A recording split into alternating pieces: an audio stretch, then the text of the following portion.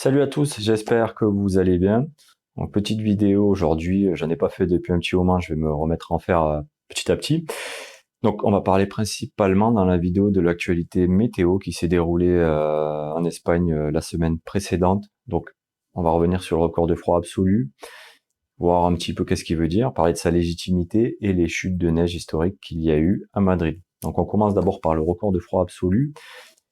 Moins 34 degrés,1 relevé au clos des Liansat en Espagne, dans les Pyrénées centrales, dans la province de Lérida. Ça se passe à 2300 mètres d'altitude.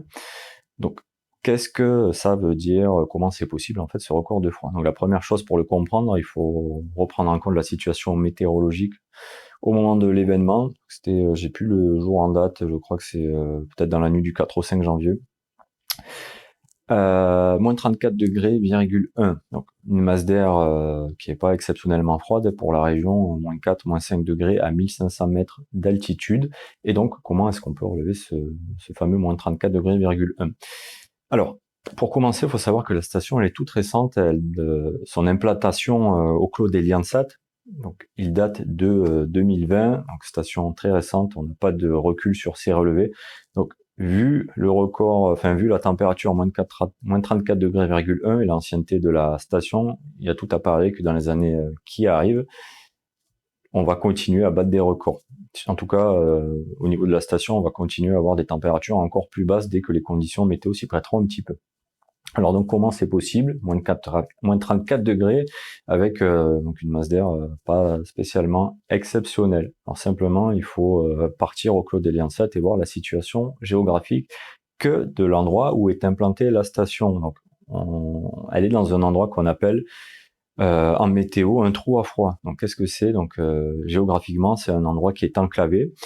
Et donc, lorsque vous avez des conditions de froid radiative, hein, c'est-à-dire une nuit dégagée avec pas beaucoup de vent, ou en tout cas pas de ce qu'on appelle du brassage atmosphérique, vous avez les conditions pour que le froid s'entasse dans les basses couches, donc près du sol, et avoir ce qu'on appelle une inversion thermique. Donc dès que vous remontez un petit peu le long de la vallée ou vous reprenez un peu en altitude, vous avez de nouveau des températures un peu plus agréables. Donc c'est comme ça qu'on peut avoir moins 34 degrés,1. Au moment de la température, on avait donc un sol enneigé, donc qui concourt à favoriser le froid radiatif, une nuit dégagée, pas de vent, dans un endroit enclavé, et ça nous donne cette fameuse température sous une masse d'air, encore une fois, qui est modérément froide. Donc c'est le cas du clos de Liansat, c'est le cas de plein d'autres endroits. Dès que vous êtes en vallée, au fond d'une vallée, et dans des endroits un petit peu enclavés où l'air circule mal, vous avez des endroits qui sont susceptibles d'être reconnus en tant que trous à froid et donc d'avoir des températures plus basses localement que les alentours. Donc c'est souvent, on entend souvent dire oui, il fait plus froid ici parce qu'il y a la rivière. En fait, c'est souvent qu'aux endroits où il y a les rivières, c'est les endroits les plus bas des vallées. Ça n'a rien à voir avec le cours d'eau, ça a juste à voir avec la position géographique précise. Et ça, j'allais dire les cultivateurs ou les agriculteurs le savent très bien. Souvent, les vignes, les cultures un petit peu sensibles au gel sont placées sur les premiers coteaux parce que de suite, dans les vallées, c'est plus ensoleillé, principalement en hiver en plus, et sur les premiers coteaux, les températures minimales sont un petit peu moins froides parce qu'il n'y a pas ces inversions thermiques et ce froid qui a tendance à s'entasser lors des nuits claires dans le fond des vallées. Alors qu'on a beaucoup plus de brassage au fur et à mesure qu'on remonte sur les versants qui sont un peu plus exposés au vent. Donc voilà pour ce moins 34 degrés,1, comment il est explicable, et surtout ce qui est dommage, c'est que ce qui n'a pas été dit dans les médias, c'est que donc la station est toute récente, donc encore une fois, en Espagne, dans la plupart des stations qui sont plus anciennes, donc on n'a pas relevé de température, de record de froid absolu, même si à certains endroits il a fait quand même bien froid. Ce qui nous amène aux chutes de neige historiques qu'il y a eu à Madrid, donc pas vu depuis au moins les années 50, même voire depuis 1904. Donc, sauf qu'en 1904, on n'a pas de relevé fiable, on n'a que des archives des journaux, ou peut-être même il y a eu un petit peu plus en 1904. Tout ça pour dire que c'est une chute de neige rarissime, hein, donc d'avoir plus de 50 cm au centre, donc plus d'une capitale européenne, et en l'occurrence en Espagne. Alors qu'est-ce qui s'est passé? Comment c'est possible? Déjà, il faut partir à Madrid. Madrid est à 600-700 mètres d'altitude, donc pareil, la masse d'air qui était un peu juste en fait, à environ -3, -4 degrés à 1500 mètres d'altitude. mais associé à la tempête Philomena, donc pouvoir une dépression avec un pouvoir précipitant important. On a eu un effet d'isothermie grâce à l'intensité des précipitations. La température a pu baisser encore un peu plus au niveau des basses couches, toujours grâce à cet effet d'isothermie, ce qui a pu donner donc ces fameuses quantités de neige très importantes, pas qu'à Madrid d'ailleurs, dans plusieurs endroits de la meseta centrale espagnole en général. Alors après, on a entendu de tout, oui, c'est je sais pas quoi, des règlements, l'inversion des pôles, enfin un truc, je sais même pas ce que ça veut dire d'ailleurs, parce qu'il n'y a pas eu de neige à Paris, par exemple, lors des fameuses chutes de neige qu'il y a eu à Madrid, alors qu'il neigeait beaucoup à Madrid. Simplement, il faut reprendre encore une fois les situations au cas par cas.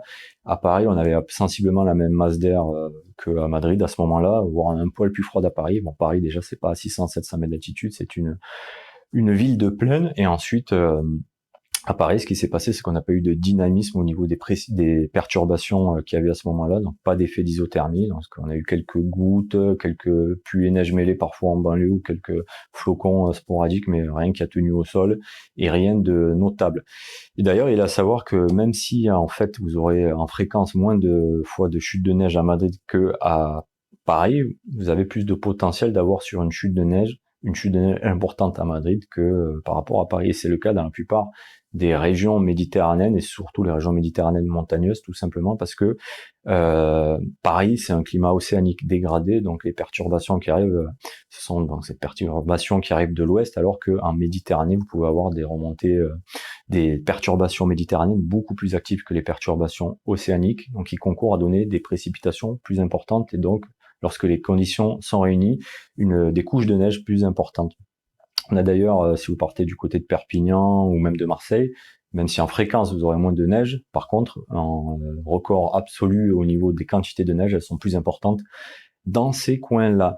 Donc rien de particulier, enfin rien de particulier si, une chute de neige historique au niveau statistique, qui revient environ tous les 50 à 100 ans, mais ça fait partie de la variabilité climatique, rien de particulier. Le froid vient toujours globalement du nord de l'hémisphère nord ou du sud de l'hémisphère sud, enfin des pôles, et la chaleur toujours de l'équateur, parce que c'est toujours en lien avec l'incidence des rayons solaires qui sont rasants vers les pôles et plus à la verticale vers l'équateur, et ça ne changera pas. En tout cas, il faudrait tout chambouler, changer la forme de la Terre, mais c'est pas prévu, donc pas besoin de partir dans des élucubrations un peu particulières. Donc pour finir, simplement, on a eu aussi un record de froid, enfin un record de froid en tout cas, des températures pas vues en banlieue pékinoise depuis au moins les années 50 avec moins 20 degrés.